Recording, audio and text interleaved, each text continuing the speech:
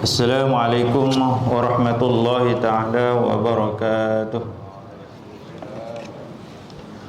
Bismillahirrahmanirrahim. Alhamdulillahirabbil alamin wa bihi nasta'in wala 'udwana 'alal zalimin. Wassalatu wassalamu ala asyrafil anbiya'i wal mursalin wa ala alihi wa sahbihi wa man tabi'ahum bi ihsanin ila yaumiddin. Allahumma salli ala sayyidina Muhammadin abdika wa nabiyika wa rasulika nabi ummiyi wa ala alihi wa sahbihi wa barik wa sallim taslima. La ilaha illallah Muhammadar Rasulullah fi kulli lamhatin wa nafasin adada ma wasi'ahu anullah. Subhanaka la ilma lana illa ma 'allamtana innaka antal alimul hakim. Rabbi shrah li sadri wa yassir li amri wa hlul 'uqdatam min lisani yafqahu qawli. Allahumma aftah lana qulubana fi talabil ilmi warzuqna al-ikhlasa fihi wal 'amala bihi wan nashra bihi hatta ya'tiyana al-yaqin. Allahumma faqihna fid din wa 'allimna ta'wil. Allahumma harimna lazzata ma'siyati warzuqna lazzata ta'atik. Allahumma a'inna ala zikrika wa syukrika wa husni ibadatik. Allahumma barik lana fi sya'ban wa ballighna ramadan. Ya Allah, alaman ya hafiz ya mujib, qallisna minal waba. Wa sallallahu ala sayyidina Muhammadin wa ala alihi wa sahbihi wa baraka wa sallam walhamdulillahi rabbil alamin. Amma ba'du. Muslimin muslimat hadirin hadirat yang dimuliakan Allah Subhanahu wa taala. Jadi alhamdulillah sekali lagi pada malam yang mulia ini dapat lagi kita menyambung pengajian kita daripada kitab Aqidatul Mu'min, iaitu kitab yang membicarakan tentang ilmu tauhid yang disusun oleh Sayyidi Raja Ahmad Ustaz Raja Ahmad Mukhlis bin Raja Jamaluddin Al-Azhari wa nafa'ana bi 'ulumihi wa bi 'ulumi masyayikhina fid darain amin. Jadi pada malam ini kita akan sambung perbahasan bab yang kedua. Perbahasan bab yang kedua iaitu berkenaan dengan bab ilahiyah ataupun ilahiyat, tentang ketuhanan,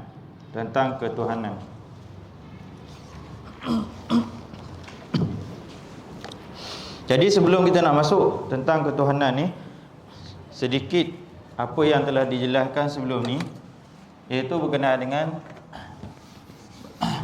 dengan syahadah. Syahadah yang pertama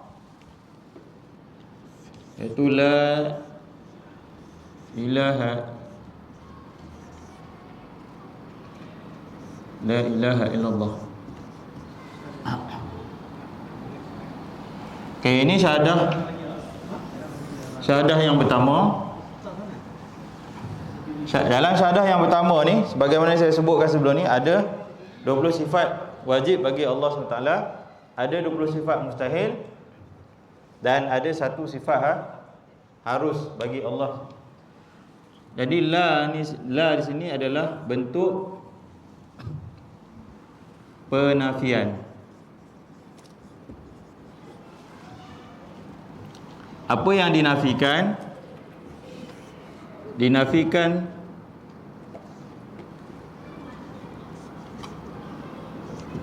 apa? Tiada Tuhan yang sebenar. Apa Tuhan yang sebenar tu? Yang dimaksudkan ma'bud bihaqqin, Tuhan yang sebenar. Illa Allah ni adalah pengisbatan ataupun penetapan. Jadi dalam penafian ni ada sifat mustahil itulah. Dalam pengisbatan tu sifat yang wajib. Dalam sifat yang wajib, 20 sifat wajib, 20 sifat mustahil. Kemudian satu sifat harus. Tidak ada Tuhan yang disembah melainkan Allah. Allah, Tuhan yang sebenar. Kalau ada orang kata dinding ini Tuhan, ni bukan Tuhan. Dinding bukan Tuhan, itu sembahan. Jadi hakikatnya ada tak Tuhan selain daripada Allah? Tak ada. Tuhan yang dengan arti kata sebenar tu memang tak ada.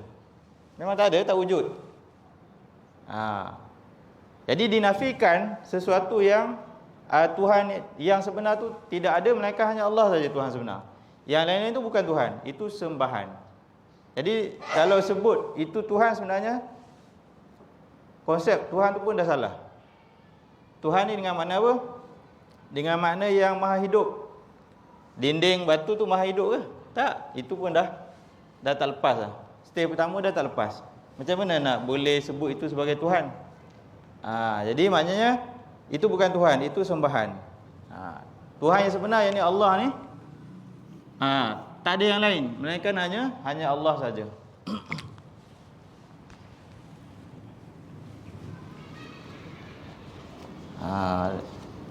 Jadi oleh kerana itu bab yang kedua, iaitu perkara yang perbahasan yang pertama adalah perbahasan yang pertama dalam kitab tauhid, iaitu bab ketuhanan. Bab ketuhanan. Keimanan kepada kewujudan Maha Pencipta.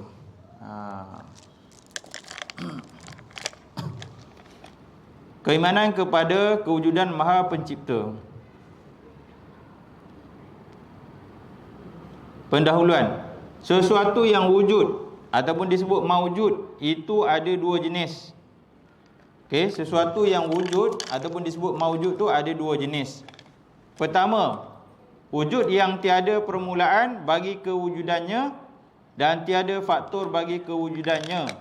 Ia disebut sebagai wajibul wujud. Inilah kewujudan Maha Pencipta. Yang kedua, wujud yang berasal daripada ketiadaan dan ada permulaan bagi kewujudannya. Ia disebut sebagai mungkinul wujud, yang bersifat baharu. Okey.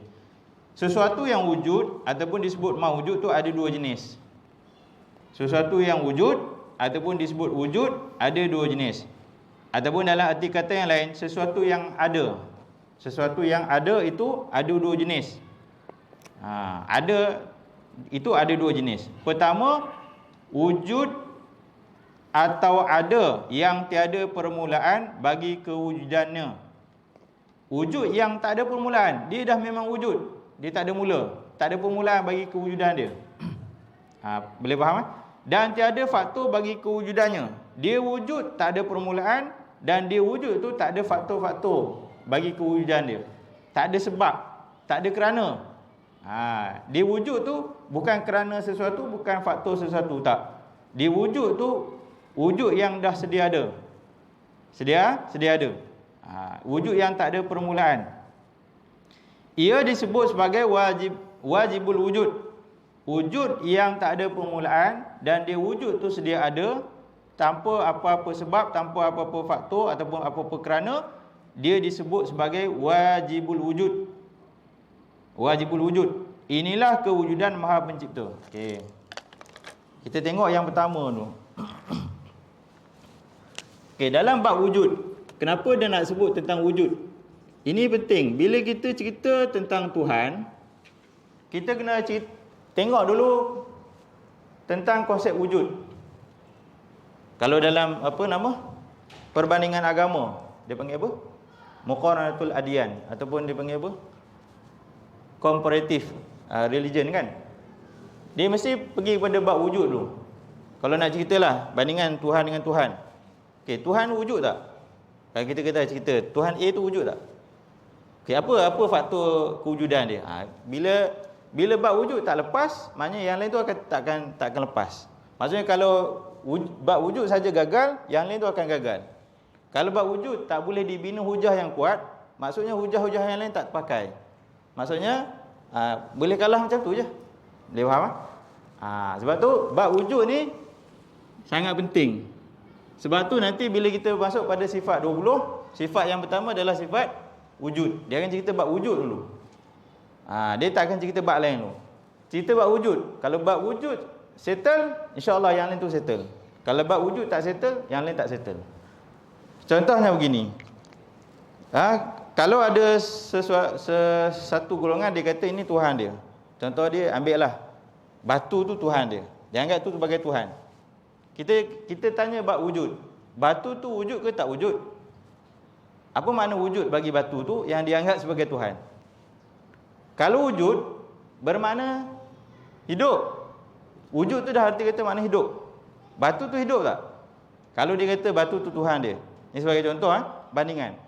Batu tu hidup tak? Tak hidup. Bila tak hidup, bagaimana dia boleh mengatakan itu Tuhan? Nampak? Itu cara kita nak berdebatlah. Kan? Okey, tu contoh dia. Okey, wujud. Wujud ni maknanya sesuatu yang ada lah. Sesuatu yang ada, yang wujud. Dia ada dua tadi. Yang pertama disebut wajib al-wujud ataupun wajibul wujud. Wajib ataupun dalam istilah lain wajib ada. Ataupun mesti ada. Tak dapat tidak. Mesti ada. Itu wajib wujud. Mesti ada. Okey, wajibul wujud ni, wajib ada tu mesti ada ni ialah yang tidak ada permulaan. Tidak ada permulaan dalam kewujudannya.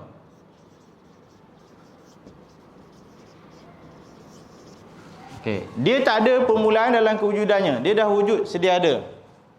Baru layak jadi Tuhan. Kalau wujud baru ada permulaan, tak layak jadi Tuhan. Kenapa? Okey, katakanlah Tuhan sebelum dia, okey, Tuhan A lah. Sebelum Tuhan A ni ada, Tuhan ni tak ada. Tuhan A tak ada. Lepas tu baru ada. Jadi siapa yang mengadakan Tuhan A ni? Faham tak? Okey. Jadi maknanya tak boleh kita bina hujah Tuhan tu ada permulaan. Sebab bila ada permulaan bermakna ada yang menciptakan dia. Kalau Tuhan dicipta, bermakna tak layak jadi Tuhan lah. Yang menciptakan dia tu layak jadi Tuhan. Kalau yang mencipta dia layak jadi Tuhan, kenapa yang menciptakan dia nak jadikan Tuhan yang lain? Tak payah jadi Tuhan. Katakanlah Tuhan A dicipta oleh Tuhan B. Kenapa Tuhan B nak nak ciptakan Tuhan A sedangkan Tuhan B boleh jadi Tuhan? Kalau Tuhan B nak ciptakan juga Tuhan A supaya Tuhan A ni mentadbir alam, bermakna Tuhan B ni bukan Tuhan, Tuhan A pun bukan Tuhan. Dua-dua ni bukan Tuhan.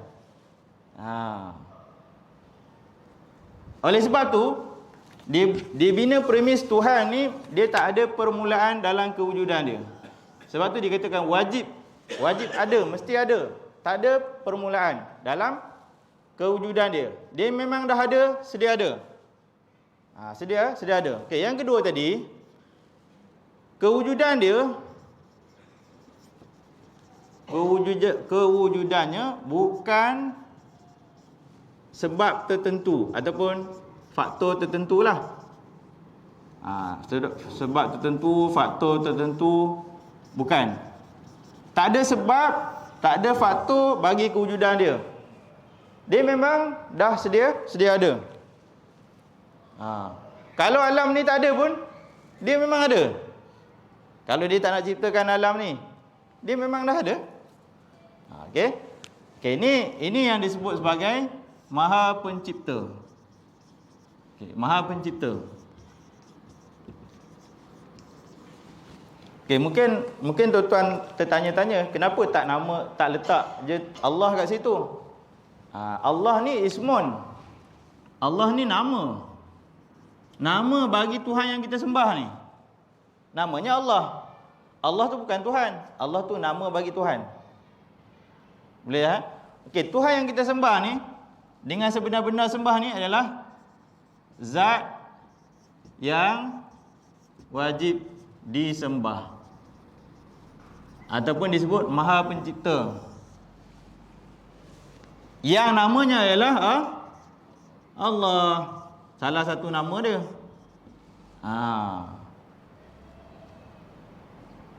Kalau soalan tanya Tuhan kita siapa? Tuhan kita zat yang wajibul wujud. Itulah Tuhan kita. Namanya Allah. Itu baru betul. Tapi kalau ditanya Tuhan kamu siapa? Allah. Kita terus sebut nama sekali dengan zat. Zat sekali dengan nama. Tapi kalau betul-betulnya, ini hanya nama. Zat yang disembah tu adalah yang disebut Maha Pencipta tu. Okey. Ini disebut wajibul wujud. Yang kedua, wujud yang kedua tadi, ini wujud yang pertama. Wujud yang kedua tadi adalah wujud yang berasal daripada ketiadaan dan ada permulaan bagi kewujudannya. Ia disebut sebagai mungkinul wujud yang bersifat baharu. Okey. Yang kedua ni mungkinul wujud, mungkin al-wujud. Okay, ini istilah dia. Ataupun dalam bahasa Melayu kita duk sebut mungkin tu. Malam ni kau datang kuliah tak? Mungkin tu dia hafal lah. Mungkin datang, mungkin tak datang. Tu mungkin. Jadi samalah ni. Mungkin ni dia dalam arti kata boleh ya, boleh tak. Itu mungkin. Mungkin wujud. Ataupun mungkin ada. Boleh jadi mungkin tak ada. Itu mungkin. Ataupun dalam ketikatan yang lain, mungkin ni boleh ada dan boleh tidak ada. Itu mungkin. Kalau yang tadi wajibul wujud, wajib ada, mesti ada, tak boleh tak ada. Mesti ada. Itu yang dinamakan Maha Pencipta. Yang ni mungkin wujud, maknanya mungkin ada, mungkin tak ada. Boleh ada dan boleh tidak ada. Terpulang kepada pencipta lah. Dia nak cipta, ada. Dia tak nak cipta, tidak ada. Okey, yang ni ada permulaan. Ada permulaan dia. Ada permulaan dalam penciptaan dia lah. Ada permulaan dalam penciptaan. Dan penciptaannya ada permulaan. Okey, dan dia bersifat baharu. Ataupun disebut hudus. Dalam istilah dia hudus. Hudus ni baharulah. Ataupun jamak dia hawadis. Hawadis ni segala yang bersifat baharu. Bila kita jumpa istilah baharu tu bermakna setiap yang ada permulaan disebut baharu. Yang ni wajibul wujud tak disebut baharu sebab tak ada permulaan. Yang tak ada permulaan tak disebut baharu. Yang ada permulaan disebut baharu. Okey, dalam bab wujud ada dua je, wajibul wujud, mungkin wujud. Wajibul wujud ni kita panggil khaliq. Yang ni apa? Pencipta lah. Yang ni kita panggil makhluk. Makhluk ni maknanya, makhluk ni bahasa Arab, tapi bahasa Melayu kita guna makhluk juga kan. Erti makhluk ni maknanya yang diciptakan. Setiap yang diciptakan namanya makhluk. Ataupun dalam tingkatan yang lain, makhluk ni ma siwallah. Ma siwallah. Ma siwallah ni makna selain Allah. Selain Allah tu namanya makhluk. Okey, ini mudah faham. Apa saja selain Allah tu makhluk. Syurga, neraka, apa? Udara, angin, apa? Semua tu makhluk. Selain Allah tu semua makhluk. Itu namanya makhluk. Syurga, neraka, pahala, dosa pahala tu semua makhluk. Okey, jelas kan?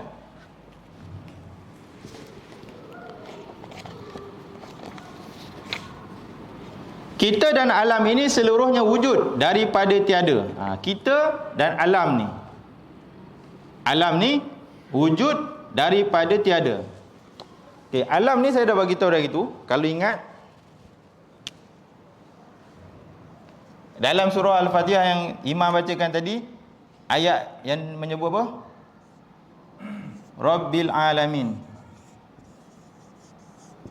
Rabb ni Tuhan ataupun ilah. Dalam bahasa Arab disebut ilah, kadang-kadang disebut ilah, kadang-kadang disebut Rabb. Samalah maknanya Tuhan. Rabbul alamin, Tuhan al-alamin jamak, maknanya dengan maksud sekalian alam. Bila sebut sekalian alam bermakna apa? Banyak alam. Ulama tafsir sebut alam ni sebanyak 80,000 alam. Ada yang kata 100,000 alam. Sama ada 80 ataupun 100, artinya banyaklah. Alam tu banyak. Sebab tu Allah guna kalimat jamak menunjukkan kepada banyak. Maknanya alam ni bukan 1 2 saja, banyak. Jadi sekalian alam, sama ada 80,000 ataupun 100,000, semua tu wujudnya itu ada permulaan. Wujud tu ada permulaan. Pasti ada permulaan. Dan setiap yang ada permulaan ni disebut baharu. Ataupun disebut hadis tadi. Hudus disebut hudus. Baharu. Setiap yang ada permulaan tu baharu. Dan kita disebut sebagai mumkinat. Mumkinat ni jamak kepada mungkin tadi. Mungkin ni dah tak ada ruang. Lepas dah. Ini ingat dia kena beli besar sikit. Jadi kita boleh sambung. Yang ni kalau padam, siapa yang tak catat, kalau ingat okeylah. Lain kali beli yang boleh ni. Nak tengok balik, buka balik. Apa tadi? Allah SWT. Ni mungkinat. Mungkin ni lafaz mufrad lah. Yang disebut mungkinat tu mungkinatun. Yang ni lafaz jamak. Yang ni lafaz mufrad. Maknanya kita dan alam ni disebut sebagai mumkinat. Mumkinat ni yang tadi itulah, makhluk yang boleh diciptakan dan makhluk yang boleh tidak diciptakan. Itu maksud mungkin tadi. Mungkin ada, mungkin tak ada. Kalau Allah nak adakan kita lahirlah, kita ada. Kalau Allah tak nak adakan kita, Allah tak lahirkan kita lah. Sebagai contohnya, adatnya orang yang berkahwin, bila dia dah bersama suami isteri, adatnya dapat anak. Tapi boleh ke dia tak dapat anak? Boleh. Siapa yang menentukan? Allah Ta'ala menentukan. Kenapa? Sebab dia mungkin wujud. Mungkin boleh ada, mungkin boleh tak ada. Terpulanglah Allah nak cerita ke tidak.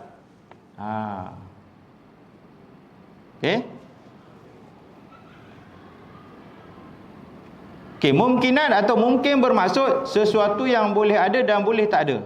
Boleh ada dan boleh tidak ada. Sebab tu nanti dalam bab sifat Allah Ta'ala, sifat bagi Allah Ta'ala tu ada sifat jaiz, jawaz, harus. Harus tu dalam arti kata, harus bagi Allah Ta'ala nak ciptakan makhluk ataupun tidak ciptakan makhluk. Harus, bukan wajib. Secara hakikat dirinya, yang mana kewujudannya berhajat ataupun memerlukan kepada pencipta yang mewujudkannya, dan kekal wujudnya berhajat kepada pemelihara bagi kelangsungan kewujudannya. Maknanya, mungkin wujud ni, dia tak boleh wujud sendiri-sendiri. Dia wujud dia berhajat kepada pencipta. Berhajat kepada pencipta. Dia nak ada, berhajat kepada pencipta ni.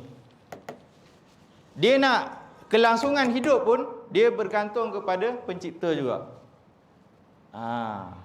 Oleh kerana itu, teori mengatakan manusia daripada buruk ataupun alam ni jadi semula jadi terbatal. Itu falasi, fake. Tak terpakai. Mana boleh benda alam jadi sendiri? Kalau alam tu jadi sendiri, siapa yang memeliharakan dia? Mengatur sistem dia? Kan? Tak boleh diterima akal. Akal tak boleh terima. Maknanya mesti ada pencipta. Mesti ada yang menjadikannya. Okey?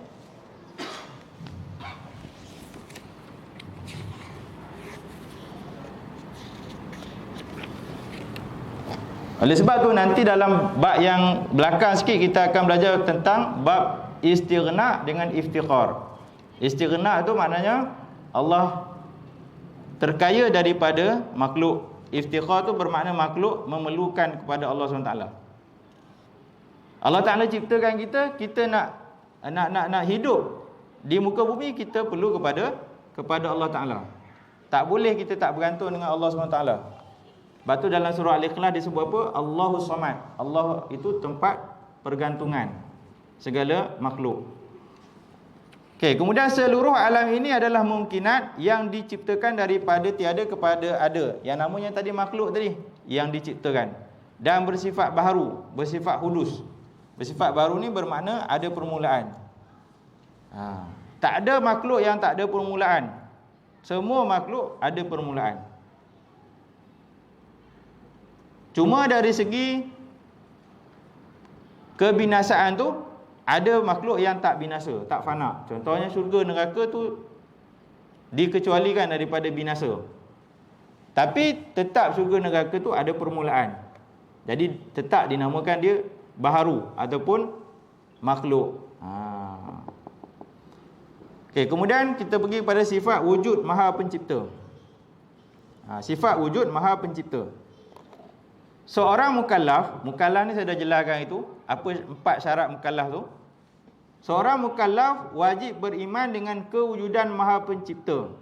Wajib beriman dengan kewujudan Maha Pencipta. Sebab apa? Maha Pencipta tu wajibul wujud. Wajib wujud, wajib ada ataupun mesti ada di sebalik kewujudan dirinya. Maknanya mukallaf tu, manusia tu, bila dia ada, dia mestilah secara warahnya tertanya-tanya ataupun dia mestilah bertanya. Dia ada, mestilah kewujudan dia tu ada yang menciptakan dia. Bila ada yang menciptakan dia, dia kena berimanlah dengan wujudnya Maha Pencipta tu ataupun pencipta yang menciptakannya tu. Dan alam ini, begitu juga alam ini. Tak mungkin dia jadi sendiri ataupun alam tu jadi sendiri. Sebab tu ada orang main teka-teki kan. Ayam telur mana dulu? Ayam telur mana dulu? Telur dulu ke ayam dulu? Telur dulu ke ayam dulu? Sekarang tengah tak ada telur kan? Telur tak ada. Siang tadi orang pakai berebut nak dapatkan sepapan telur RM14. Terpaksa berebut. Tak ada telur. Telur dulu ke ayam dulu? Siapa boleh jawab? Ayam dulu ke telur dulu? Antara ayam dengan telur, mana ada dulu? Telur dulu. Okey, kalau telur ada dulu, telur tu datang dari mana? Takkan telur tu jadi sendiri? Mestilah daripada ayam. Kalau kita tanya ayam tu datang dari mana? Mestilah yang menciptakan dia. Iaitu Maha Pencipta. Maha Pencipta ciptakan ayam, ayam bertelur, baru ada telur. Okey?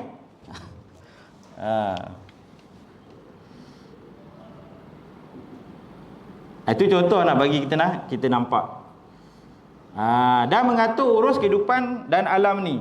Okey, siapa yang mengatur uruskan kehidupan alam? Alam ni mestilah pencipta. Mestilah pencipta. Sebab ada manusia yang dia rasa dialah yang menciptakan perbuatan dia. Ni manusia-manusia yang tak percaya Tuhan ni, ataupun disebut ateis. Dia rasa dialah yang mencipta kehidupan dia. Dia yang menentukan kehidupan dia. Bukan kuasa lain. Oleh sebab tu ada satu kisah dalam kapal terbang lah, dalam belon. Antara dua orang, ni orang putih lah, Mak Saleh. Seorang percaya Tuhan, seorang tak percaya Tuhan. Yang tak percaya Tuhan tu ateis lah. Yang ateis ni dia mati-mati dia kata tak percaya Tuhan, mana ada Tuhan, tak percaya. Kemudian nak jadikan cerita tu, belon tu apa nama, langgar awan, gegar. Tahu apa yang dia sebut? Oh my God. Jadi yang mengaku ada Tuhan ni, dia kata tengok. Sebab agama fitrah ni, manusia secara fitrah ni dia akan mengaku ada Tuhan. Itu agama fitrah. Sebab tu kita sebut agama ni adalah fitrah. Islam ni agama fitrah. Semua akan mengaku bahawa adanya Tuhan.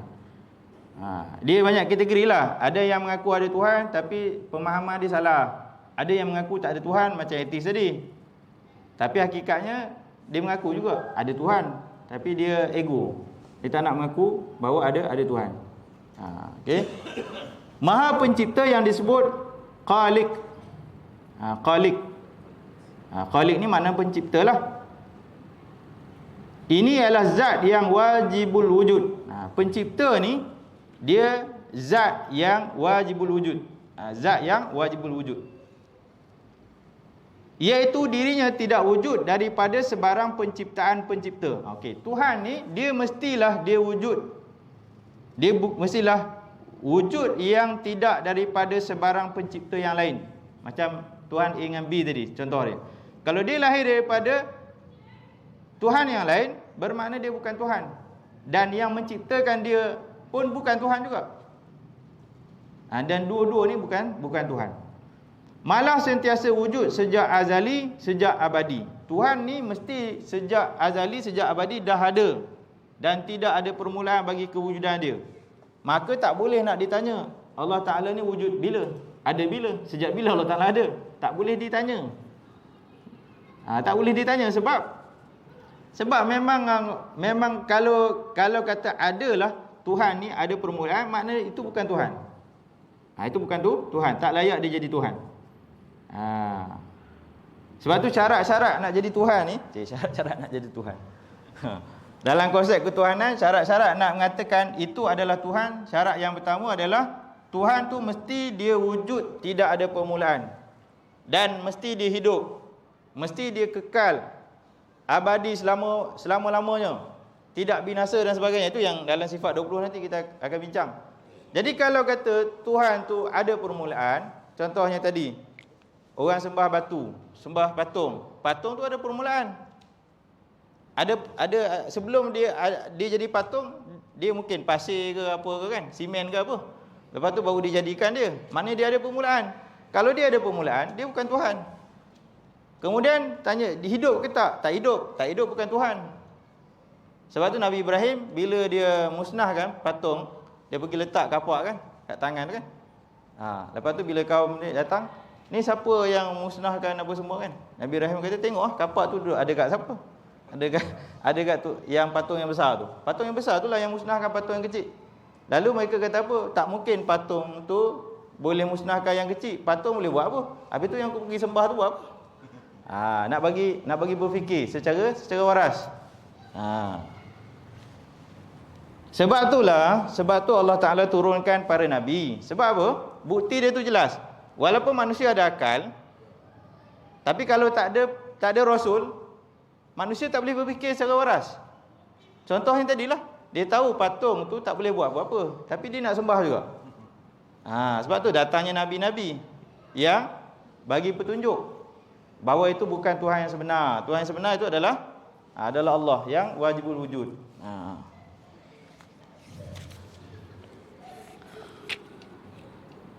Kemudian dia ialah Allah Subhanahu Wa Taala. Dia ni maknanya zat tadilah, zat yang wajibul wujud tu ialah Allah Subhanahu Wa Taala. Allah tu nama, salah satu daripada nama bagi zat yang wujud tu lah, yang 99 tu. Tapi yang 99 tu pun bukan bermakna Allah Ta'ala ada hanya 99 nama. Nama-nama Allah Ta'ala ni tak terkira. Cuma yang kita kena tahu tu 99 lah. 99. Satu-satunya zat yang bersifat ketuhanan. Itu yang dinafikan tadi tu. Dinafikan di sini tidak ada Tuhan yang sebenar-benar Tuhan. Yang bersifat wajibul wujud, yang hidup dan sebagainya tu, tak ada Tuhan yang lain yang macam Tuhan Allah ni. Tak ada Tuhan yang lain macam Tuhan Allah ni. Itu yang sebenarnya. Kalau kita terjemahkan tidak ada Tuhan, tidak ada Tuhan patung, Tuhan apa tu, itu bukan Tuhan. Tak boleh nak digandingkan. Maksud tidak ada Tuhan yang sebenar ni. Tuhan sebenar yang macam Allah ni tak ada. Tu maksud dia. Jadi yang ada sebenar-benarnya ialah Allah saja. Tak ada yang lain. Sebab tu bahaya kalau ada orang mengatakan dia pun ada Tuhan, kita pun ada Tuhan. Bahaya tu. Boleh rosak akidah. Dia ada Tuhan, kita ada Tuhan. Agama dia benar, agama kita pun benar. Mana boleh? Itu pluralism. Hati-hati kalau bercakap. Nak toleransi pun dia ada ilmu. Tak ada ilmu tak boleh toleransi. Rosak akidah. Kena hati-hati.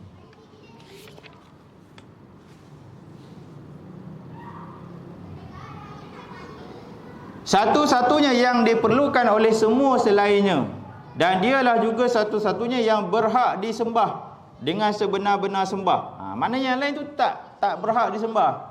Yang berhak disembah tu hanya Allah Taala saja. Hanya Allah Subhanahu Wa Taala saja. Okey, jelas. Kemudian bukti kewujudan Maha Pencipta. Okey, apa bukti dia bahawa Allah Taala tu Maha Pencipta? Bahawa zat yang wajibul wujud tu Maha Pencipta. Buktinya apa? Bukti dia mudah saja. Bukti kewujudan Allah SWT ialah kebaharuan alam ini. Okay, apa makna kebaharuan alam ini? Kebaharuan alam ni, kebaharuan ni daripada erti tadilah, baharu tadi. Kebaharuan alam. Okay, kebaharuan ni yang daripada istilah baharu tadi. Istilah baharu ni bermakna tadi hudus. Hudus ni maknanya sesuatu yang ada permulaan, itu disebut baharu. Jadi alam ni kan ada permulaan, daripada ada tidak ada kepada ada. Maka dinamakan kebaharuan alam. Jadi dengan adanya kebaharuan alam ini, bukti bahawa Allah Ta'ala tu ada. Maknanya ada pencipta. Tak mungkin alam ni jadi sendiri. Mesti ada pencipta. Tak dapat tidak mesti ada pencipta. Tak boleh dia jadi sendiri. Ni meja ni jadi sendiri ke? Ni semua ada pencipta. Sebab tu Allah sebut dalam Quran apa? Ayat yang cerita tentang apa nama tu? Unta tu. Tidakkah kamu lihat pada penciptaan unta ataupun penciptaan diri kamu, kan? Ada ayat yang sebut macam tu. Allah suruh tengok kita untuk kita yakin bahawa dia ada wujud. Okay, kalau dalam kehidupan kita yang ni pun tak boleh wujud melainkan kena ada pencipta, kena ada dia punya tukang buat dia. Apatah lagi alam yang sebesar-besar ni. Logik je gitulah. Kalau yang kecil-kecil meja ni pun ada pembuat dia. Ni alam yang sebesar-besar ni, takkan tak ada pembuat, takkan tak ada pencipta. Mestilah ada pencipta, kan? Kalau yang alam sebetar ni tak ada pencipta, mustahil yang sekecil ni ada pencipta. Jelas? Itu bukti dia. Bila bukti dia ialah kebaharuan alam. Maknanya bukti dia alam ni lah. Alam ni wujud, menunjukkan bahawa Allah Ta'ala tu wujud. Sikit kita ambil baris yang atas je. Alam ialah semua selain Allah. Itu yang saya sebut tadi. Ma siwa Allah tu disebut alam. Selain Allah Ta'ala tu lah alam, ataupun disebut makhluk. Alam ialah semua selain Allah SWT yang merangkumi diri kita, bumi dan isinya, dan seluruh langit dan isinya. Semuanya adalah alam yang baharu. Yang baru ni maknanya yang bersifat ada permulaan dalam penciptaannya. Itu maksud baharu. Okay, nanti kita sambung. Maksud alam ini juga baharu ialah alam ini berubah-ubah. Yang mana semua yang berubah mempunyai permulaan bagi kewujudannya. Okay, alam ni juga dia ada sifat dia berubah-ubah. Allah Ta'ala tak berubah. Tak berubah. Sedia ada macam tu lah. Sebelum alam diciptakan, Allah Ta'ala dah ada. Lepas alam diciptakan, Allah Ta'ala macam tu juga. Tak ada berubah-ubah. Macam tu lah. Macam tu. Kalau kata Allah Ta'ala tu berubah juga, bermakna Allah Ta'ala tu bersifat baharu. Tak layak jadi Tuhan lah. Tak layak jadi Tuhan. Okey, kita berhenti dulu di sini. Nanti kita sambung semula lah. Habis saja perbahasan tentang bukti kewujudan Maha Pencipta. Barulah nanti disebut tentang sifat-sifat yang berkaitan dengan ketuhanan, sifat-sifat Tuhan. Sebelum nak masuk sifat 20 tu, dia ada pembahagian sifat, 4 sifat yang besar tu. Kemudian barulah masuk kepada sifat sifat 20.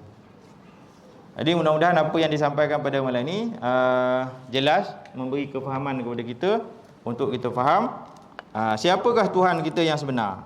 Siapakah Tuhan yang kita sebenar. Jadi kalau orang tak belajar tentang ketuhanan ni, maknanya dia tak layak ibadat lah. Sembah siapa kalau tak kenal Tuhan kan. Jadi bila kita belajar ni, kita kenal Tuhan kita siapa, maka bila kita buat ibadat, baru dia datang khusyuk tu. Khusyuk tu kita tahu kita sembah siapa. Sembah Tuhan yang sebenar-benarnya disembah. Jadi yang baik tu yang datangnya daripada Allah SWT, yang lemah kurang tu daripada diri saya sendiri. Mohon maaf salah silap dan sebagainya. Jadi kalau sepanjang saya menjelaskan daripada awal dulu sampai sekarang ataupun sampai habis nanti, kalau ada apa-apa yang tak jelas, minta tolong tanyalah. Tolong tanya segera. Sama ada nak tanya direct ke ataupun nak tulis ke, terpulang. Yang penting mesti tanya. Sebab apa? Saya tak nak nanti ada timbul keraguan. Benda tu tak jelas, jadi tanda tanya tapi tak tanya. Itu saya tak nak. Biar kita belajar ni sampai betul-betul jelas. Jelas sehabis-habisnya. Kita faham sebetul-betulnya faham. Tak ada keraguan lagi. Kalau ada persoalan, ada pertanyaan, tanya terus. Boleh jawab direct, saya jawab direct. Tak boleh jawab direct, saya minta tangguh jawab akan datang. Macam itulah cara kita belajarlah. InsyaAllah. Jadi sekadar itu saja. Wallahu a'lamu bissawab. Wa ilaihi marji'u wal ma'ab. Wa billahi taufiq wal hidayah. Wassalamualaikum warahmatullahi taala wabarakatuh.